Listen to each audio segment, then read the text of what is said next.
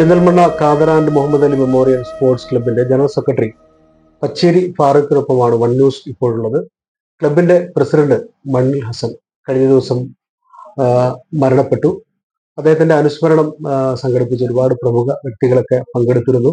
അപ്പോൾ ഒരു സാമൂഹ്യ സേവന രംഗത്ത് പ്രവർത്തിച്ചിരുന്ന, അതുകൂടാണ്ട് എല്ലാവർക്കും ഇടയിൽ പുഞ്ചിരിക്കുന്ന മുഖമായി എല്ലാവരോടും സ്നേഹം വിളമ്പിയിരുന്ന മണ്ണിൽ ഹസന്റെ വേർപാട് ഒരുപക്ഷെ കാതർലി ക്ലബിന് തന്നെ ഒരു തീരാ നഷ്ടമായിരിക്കും, പെരിന്തൽമണ്ണയ്ക്കും ഒരു തീരാ നഷ്ടമായിരിക്കും.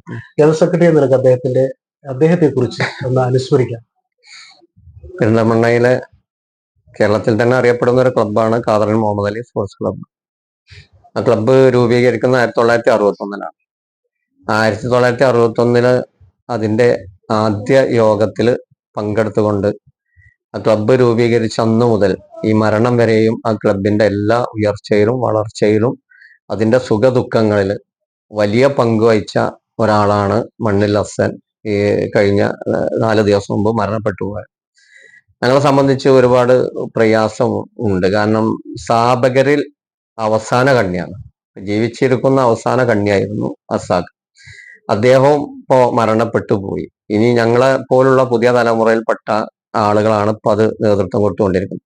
അസാഖാനെ സംബന്ധിച്ച് ഇവിടെ നേരത്തെ സൂചിപ്പിച്ചതുപോലെ എല്ലാവരിലും ഒരു നിഷ്കളങ്കനായി, എല്ലാവരോടും നിറപുഞ്ചിരിയോടുകൂടി, ഒരു മോശപ്പെട്ട സംസാര രീതിയോ പ്രവർത്തനമോ അദ്ദേഹത്തിന്റെ ഭാഗത്തുനിന്ന് പെരിന്തൽമണ്ണയിൽ ആർക്കും ഉണ്ടാവില്ല എന്നുള്ളതാണ് നമ്മൾ മനസ്സിലാക്കുന്നത്.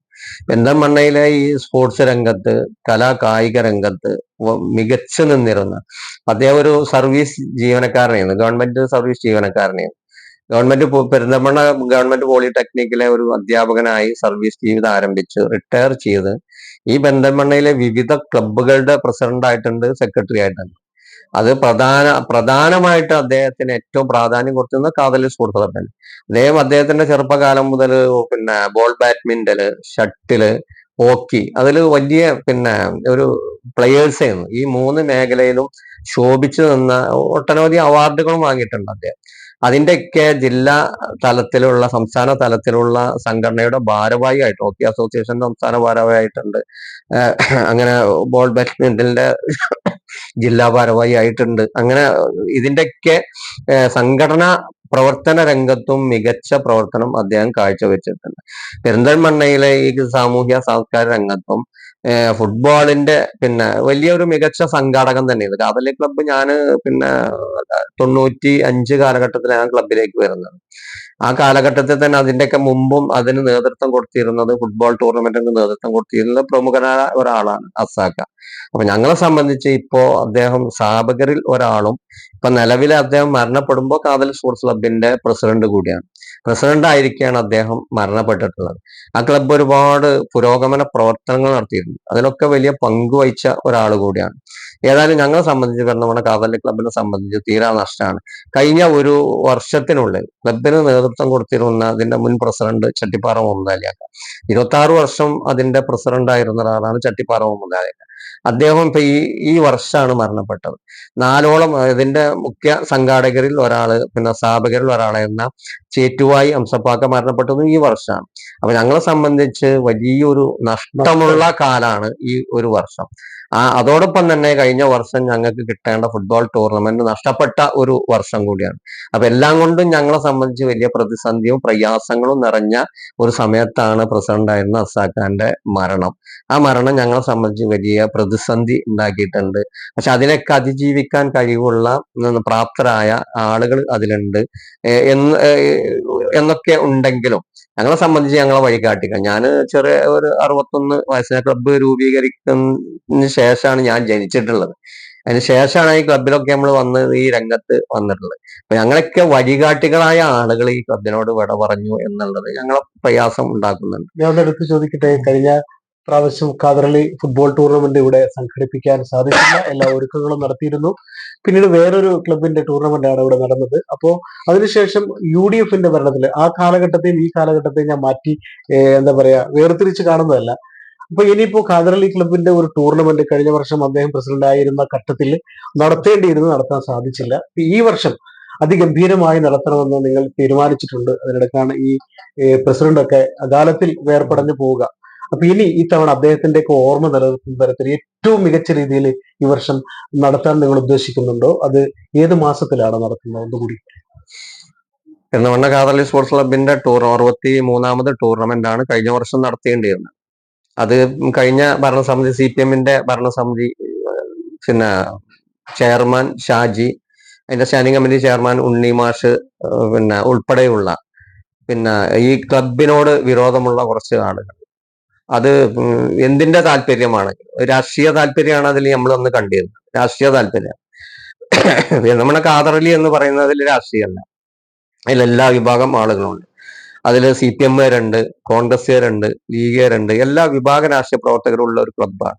അതിൽ രാഷ്ട്രീയം നോക്കിയിട്ടല്ല ഞങ്ങളെ പ്രവർത്തന മേഖലയും വിപുലമായ പ്രവർത്തന മേഖല. ഏതായാലും അതിന്റെ ഈ 53ാമത്തെ ടൂർണമെന്റ് ഈ വർഷം ഞങ്ങൾ നവംബർ 20-ാം തീയതിയോടുകൂടി ഈ സംസ്ഥാനത്തെ ഏറ്റവും ആദ്യത്തെ ടൂർണമെന്റ്, സെവൻസിലെ ആദ്യത്തെ ടൂർണമെന്റ് പെരിന്തൽമണ്ണയിലായിരുന്നു. അത് വ്യത്യസ്തങ്ങളായ പരിപാടികളോടെ അതിഗംഭീരമായി തന്നെ ഈ വർഷം നടത്തും എന്നുള്ളതാണ്.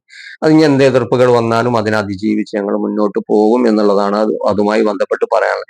അതിനൊക്കെ പിന്നെ ചെറിയ പ്രയാസങ്ങൾ ഞങ്ങൾക്ക് നേതൃത്വം നൽകിയിരുന്ന ഞങ്ങളെ വഴികാട്ടികളായ ചട്ടിപ്പാറ മാലിയാക്ക, ഇപ്പൊ പ്രസിഡന്റായി മരിച്ച അസാക്ക, ചേറ്റുവായി അംസപ്പാക്ക ഉൾപ്പെടെയുള്ള ഞങ്ങളെ വഴികാട്ടികളാണ് ഈ അവസരത്തിൽ ഈ കഴിഞ്ഞ ഒരു വർഷത്തിനുള്ളിൽ ഞങ്ങൾക്ക് പിന്നെ നഷ്ടപ്പെട്ടു പോയിട്ടുള്ളത്.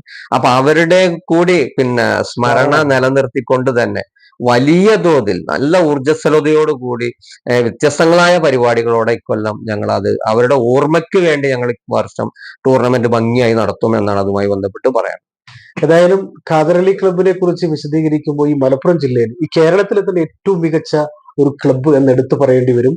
എത്ര പണം ഒരു ടൂർണമെന്റ് നടത്തിയാൽ എത്ര പണം കിട്ടിയാലും അതെല്ലാം ജീവകാരുണ്യ പ്രവർത്തനങ്ങൾക്ക് വിനിയോഗിക്കുക, ഡയാലിസിസ് രോഗികളെ, കിഡ്നി രോഗികളെ സഹായിക്കുക. ഒരു പൈസ പോലും ഈ ക്ലബിലെ ഭാരവാഹികൾ ആരും അതിനുവേണ്ടി ഒരു ചായ കുടിക്കാൻ മാറ്റിവെക്കില്ല എന്നുള്ളതാണ്. കണം മുറയാത്ത അണപ്പൈസ ഇല്ലാതെ അത് പാവങ്ങളെ, ഈ രോഗികൾക്ക് വേണ്ടി ചെലവഴിക്കും. ഒരുപക്ഷെ കേരളത്തിലെ മറ്റ് ക്ലബ്ബുകളൊന്നും അങ്ങനെ ചെയ്യുന്നുണ്ടാകുമെന്ന് എനിക്ക് തോന്നുന്നില്ല. എല്ലാവരും പരിശോധിക്കേണ്ടിയിരിക്കുന്നു. ഏതായാലും കാതറലി ക്ലബിനെ കുറിച്ച് അവരുടെ പ്രധാനപ്പെട്ട ആളുകളാണ് ഈ വർഷം വിട പറഞ്ഞിരിക്കുന്നത്.